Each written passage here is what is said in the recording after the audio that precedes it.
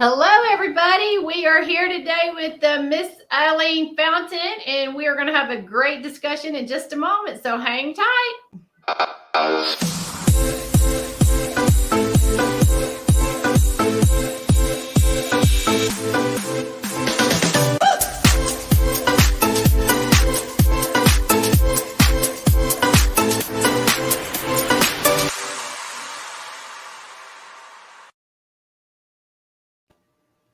Well, hello, Miss Aileen. How are you doing today? I am doing good, Kathy. How about you? Awesome. I'm so excited to have you on here. You're such a rock star.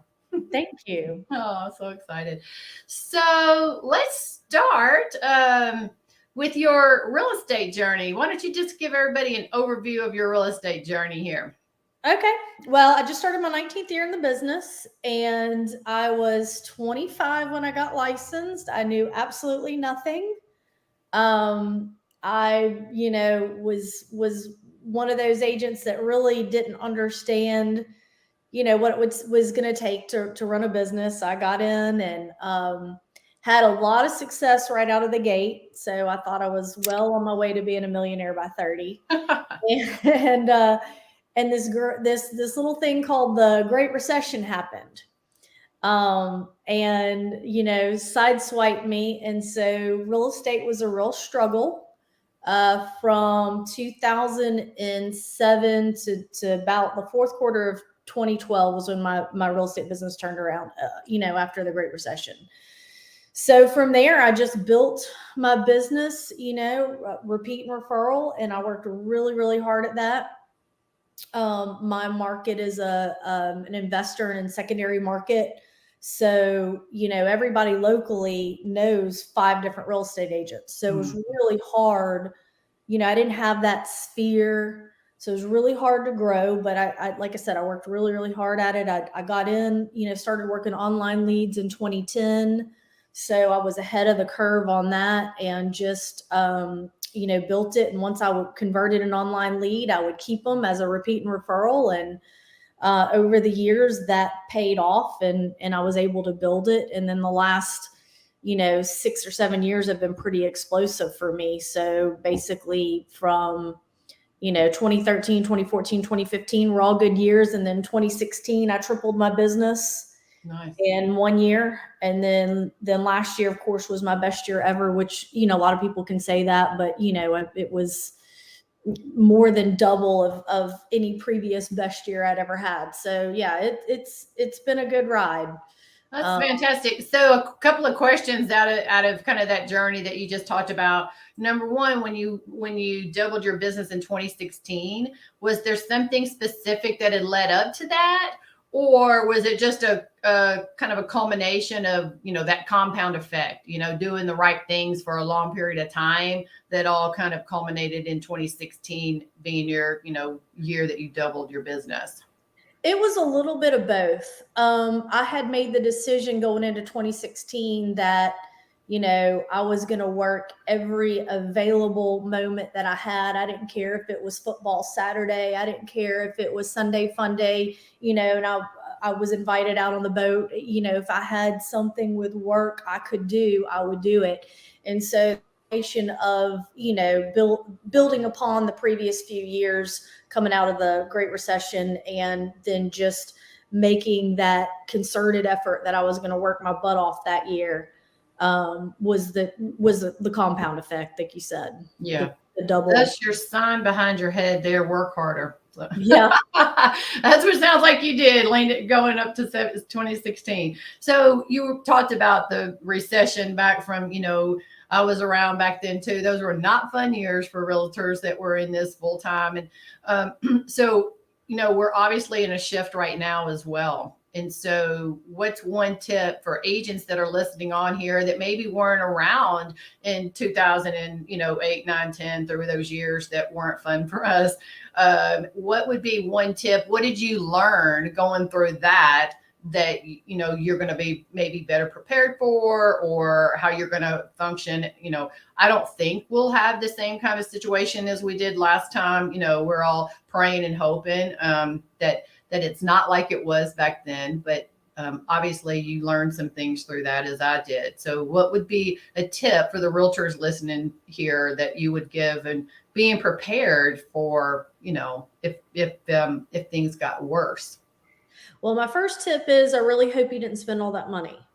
I hope you have not spent all that money on toys and things. If you have, I would immediately start downsizing that kind of fluff. Get lean and mean. If you did save and you were, fiscally really good with your money, then great. You're set up to have a lot of success when we come out of this small downturn. I do not foresee this being anything anywhere relatable to the Great Recession, what we went through, Kathy. Yeah. So my tip is to continue to, if you're already making it in the real estate business and you're figuring it out and you love it and you want this to be your full-time career, don't give up. Yeah. Keep going and keep understanding that, every year is not going to be like last year. Last year was magical. It's not realistic in the real estate world. So just understand that you're coming into a realistic market, a more stabilized, normal market, and you're going to have to be prepared to work hard, and you can still build upon every year in this slowdown.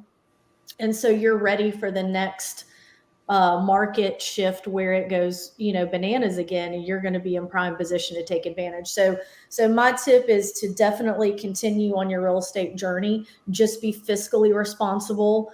Understand you're running a business, understanding that you've got to take a look at your numbers and how much you're spending versus what you expect or hope to take in. Make sure those numbers line up, and then just continue to grind and work hard, because if you'll grind and work hard through this market, you'll come out on the other side the way we did and really thrive, as the market. But we're not going to see anything like the Great Recession. So there's no reason to hit the panic button. There's no reason unless you're already struggling. If you were struggling in the good market, then you may want to rethink real estate as your career path. But, other than that, I would tell you to keep plugging forward. Yeah, keep pushing forward. And I agree. The last 2 years have been abnormal.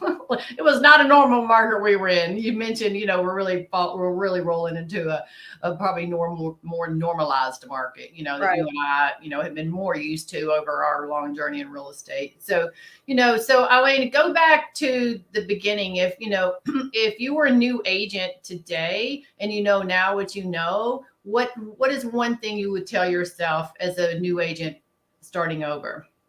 The two biggest things I would tell myself starting over, if I could go back in time, is the very first thing is understand that you are not just Jane Doe out there willy-nilly selling real estate to your friends and family and people you come in contact. You are the CEO, CFO, and COO of your real estate business. And understanding that early on would have changed a lot of things for me.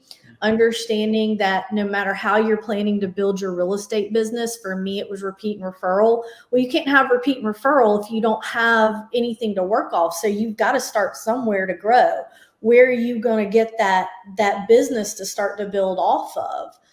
Back when we were getting started, people didn't get online and do a property search. That didn't really come around until 2010, 2011. So now it's totally different. Now I would say, how are you going to build your business? Start working on a plan. Get a real estate coach. If you don't have a real estate or a coach mentor that you can either afford or have that ability to have, then you're going to have to go join a top team in your market, because that team leader has got business to give you. That team leader has got wisdom and insight to share with you.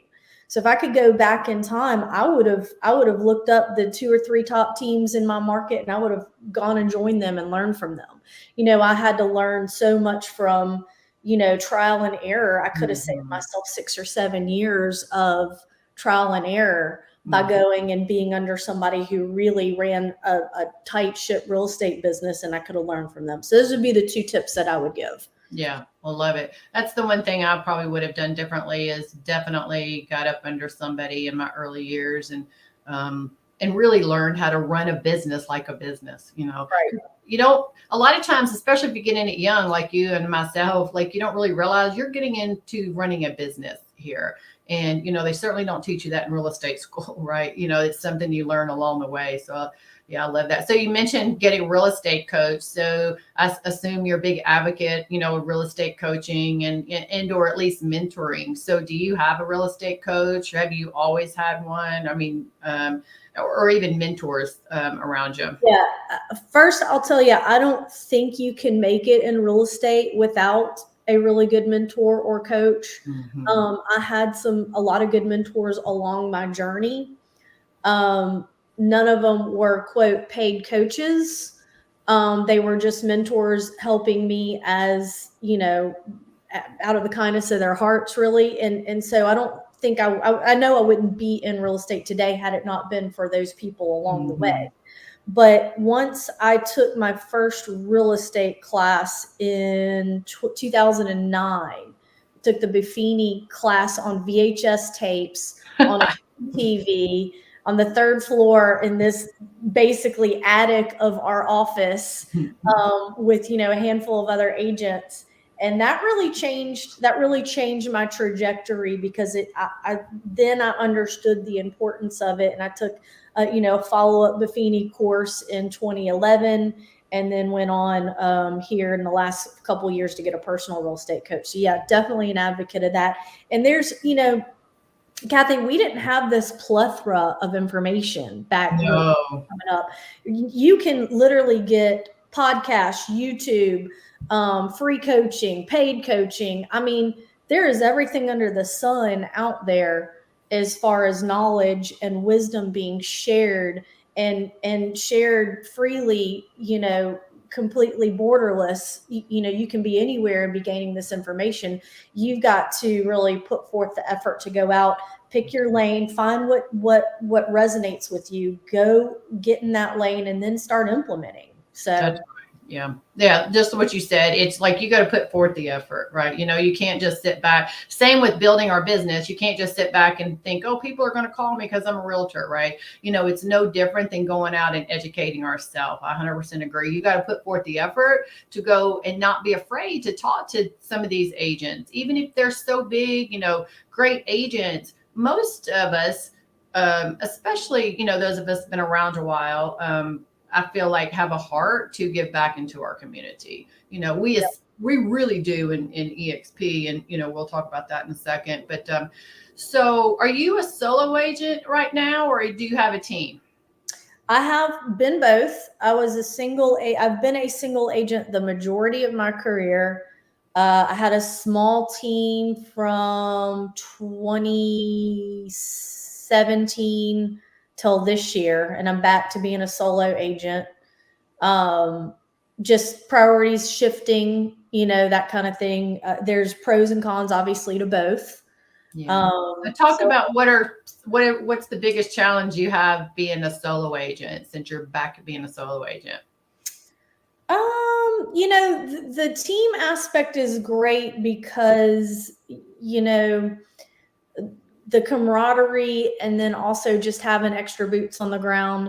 If you're off showing property and something needs to be done, you've got, a team member that can take care of it, that kind of thing. So having that flexibility is nice from a team's perspective. But, with the market shifting and slowing down and with where I am with my personal goals and my business goals, being a single agent works for me. Yeah. Well, and then that has some challenges as well, but it's kind of where you are and what your goals are, right? But sometimes being, going with the team situation, we had a small team too, but I think the challenge that I found with that is you're training your competition a lot, right? Because they don't necessarily want to stay on the team forever. Right. And then when you were solo, it's all up to us, what's the saying? If it's going to be, it's up to me. Right. Right. So, so then it's vacations, we're working, all of those things, right? So it definitely has both of them have their pluses and minuses for sure. So and I still have an assistant, so I've still got help from a paperwork, behind the scenes standpoint. So that's that definitely is a game changer for sure. Yeah, 100%. I think every agent that's doing any amount of volume should have an assistant for sure. 100%. So much paperwork in our business. It's unreal. Yeah. It's unreal. So I want to shift gears just a second. So you and your husband own 33 rental properties. Right. I love it. Wow, that's so awesome. Like well, I shouldn't say most everybody. A lot of people want to be investors, right? Like my husband and I, we own 3 rentals, so we're way behind you on that. We bought our first short-term rental last year in the Panhandle. You're obviously down there in Gulf Shores. So I have 2 questions. So the first question is, of your 33, do you have any short-term rentals? One of them's a short-term rental, and I'm adding a second short-term rental next year to the portfolio. Okay. So for people that are listening on here, whether they're an agent or whether, it's just somebody that's not a realtor, what would be the best advice that you would give somebody that is wanting to, invest in their first property, but hasn't been able to do that or doesn't know what to do? What would be, a piece of advice you would give for them? Well, if you're investing in your first property, I'm making the assumption that you already own your primary. I certainly would start there with your primary if you don't have a primary. But if you're looking at your first investment property, for me, I was very diligent about saving and making sure that I was ready to start, putting, the down payment of 20 or 25%, knowing that, that's going to take a big chunk of change, but being comfortable putting that money down, knowing that it wasn't my whole, savings. So I think just making sure that you've got the money saved up for it. Now, there's a lot of, investment books out there that talk about this no money down and this and that, these different strategies. I'm a Dave Ramsey fan, so I'm not into all that kind of stuff, and I don't really know much about it. I just hard work, save money, and I would get one property, then one property would lead to the next. Then I started buying commercial properties in groups. So it will snowball effect, and you'll start off small, and the next thing you know, you'll be like me and you'll have a large portfolio. You'll have 33 of them. You got to start. Yeah, start. That's right. You got to start. So you mentioned Dave Ramsey. So my husband and I actually have facilitated his financial piece at our church, I think 8 times now. So, wow. I feel like there's such a lack of financial literacy in our world because, we don't get taught that in school, right? It's like you said, through the school of hard knocks that we learn a lot of our stuff. And, although I don't necessarily agree with all of his, advice, right? It's great basic financial literacy, yes. And I love just helping to educate people that and get themselves out of debt. Debt is the biggest killer to wealth building, as we know. That's right.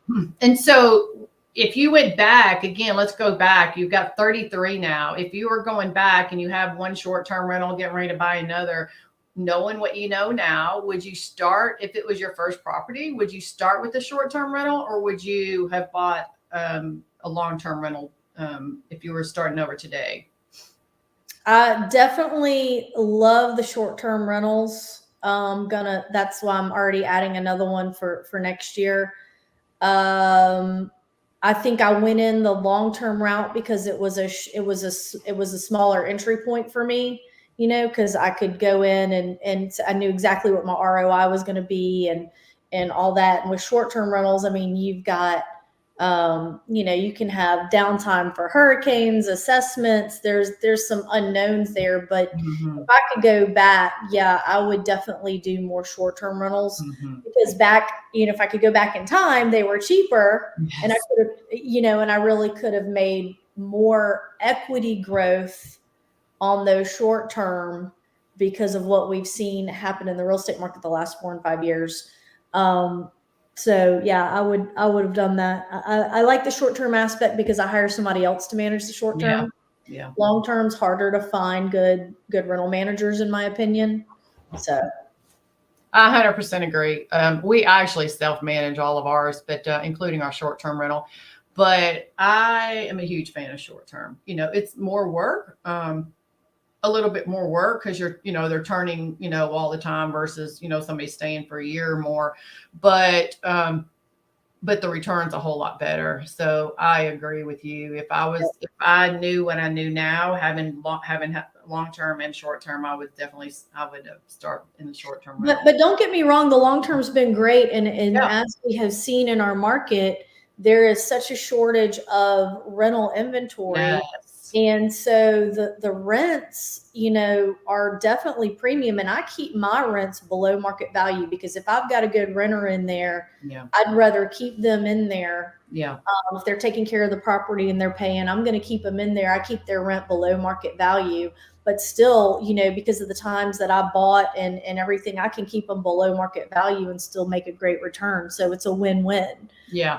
So yes, I mean, the long-term rental has been fantastic for me. Yeah. It's just, I would rather have fewer short-term rentals and let someone else manage them than the larger long-term portfolio, if that makes sense. Yeah. And I like the mix of both. I'm with you on that. Like I like having the mix of both of them. Like you said, there's not a little bit. There's definitely more risk on the short term. Especially if you're on beach properties or places like that where you got to worry about Right. hurricanes and things, and can be out of business for a year. If a major hurricane comes through, for sure. So I want to shift a little bit. So you made the move to EXP. Was it 4 years ago or 5 years ago? It was just over 4 years ago. I just started my 5th year. August 1st started my 5th year with the company. Okay. And where were you prior to that? I was with Remax prior to that. Okay. Were you there for a long time? About 10 years. Okay. Awesome. So when you saw the EXP model, so it was a small company. So I've been there 5 years too, or been here 5 years too. When I saw it 5.5 years ago, we only had 3,200 agents. So it wasn't much more than that by the time you saw it, and here we just passed 85,000 agents this past week. Yeah, I think we were approaching 10,000 agents when I first looked at it. I'd never heard of the company. Yeah. Well, I hadn't either when I saw it. So when you saw the model and you've been over there, at Remax 10 years, what was the problem? What has EXP helped you solve? Like what problem has EXP helped you solve, being a part of the company?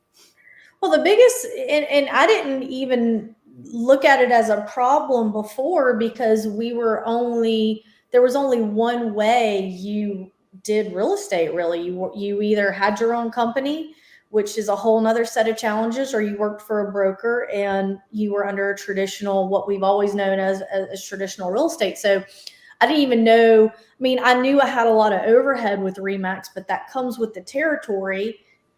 In return, they give you a 95-5 split, which is, really unheard of in our industry. So it was a give and a take. So it cut a lot of overhead out, immediately cut overhead.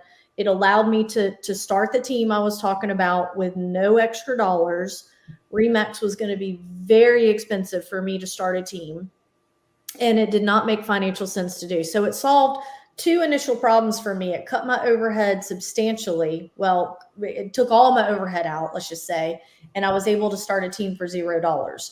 So those two things were huge problems. I mean, yeah.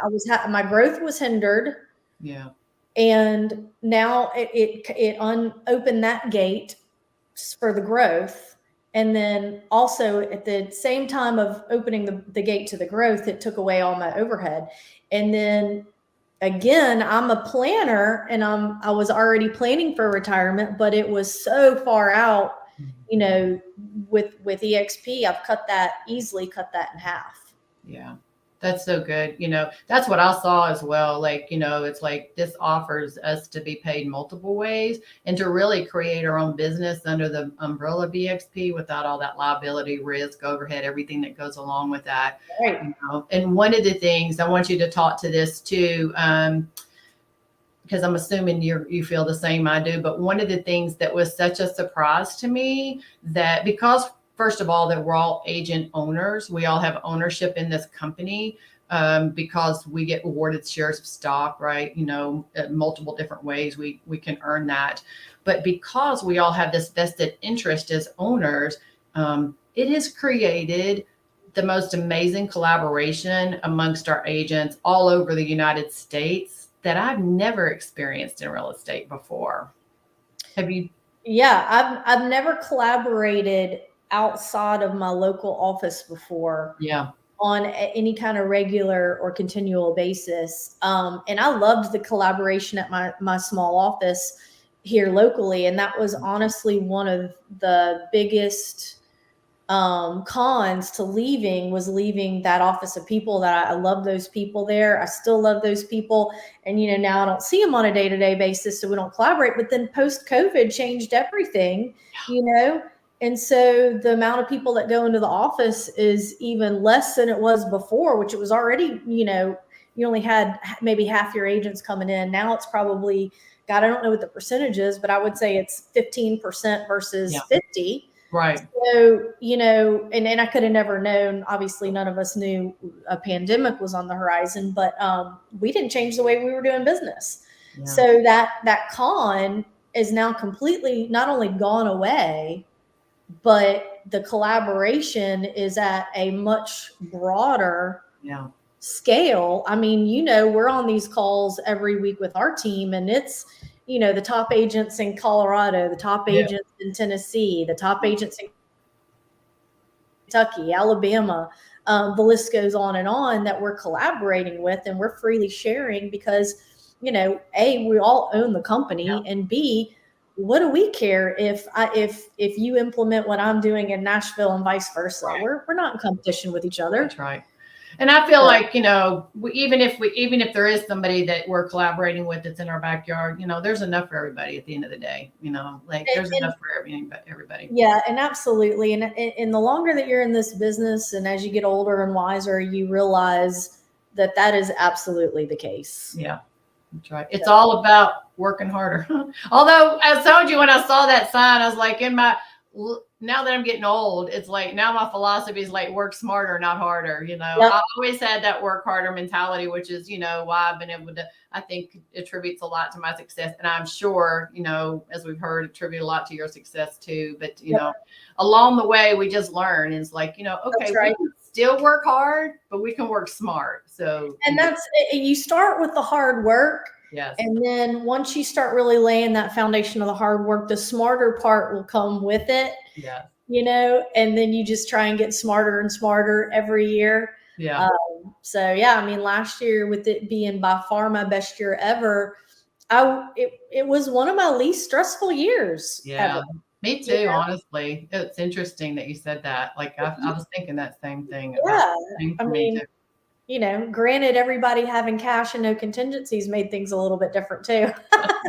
Although from a real estate side, doing the transactions, it was not always, there was definitely some stress with that. Like, especially if you're working with the buyers, like, oh my goodness, bless their hearts. It was difficult for buyers, for the last 18 months. Fair point. Now we're kind of stabilizing, right? So we're back in, like we talked about, that normal market, and now buyers can get a home without having to pay $50,000 over and waiving appraisals and waiving inspections and waiving all that. That was some crazy times. Yeah. That was not normal for sure. Yeah. Which we all know as a buyer's agent, you never want to be having to waive a home inspection unless you're dealing with a very savvy investor that knows what they're doing. And even then, you're not super happy about it. No. Yeah. Right. Exactly. Well, Aileen, you have been awesome. You were just, like I said to start, you're just such a rock star. And, I just appreciate you. I appreciate, being in partnership and business with you, because like with rising tides raise all ships. Is that what the saying is? And I just feel like being around people like you, I just love it. You just make me always want to be a better realtor and a better business partner as well. So I just appreciate you so much. Well, thank you. And I've enjoyed our time today, and appreciate you inviting me on for an interview. Well, you've been awesome. Thanks again. Have an awesome day. Hey, you too. Thanks, Kathy. Thanks. Have a good one. You too. Bye.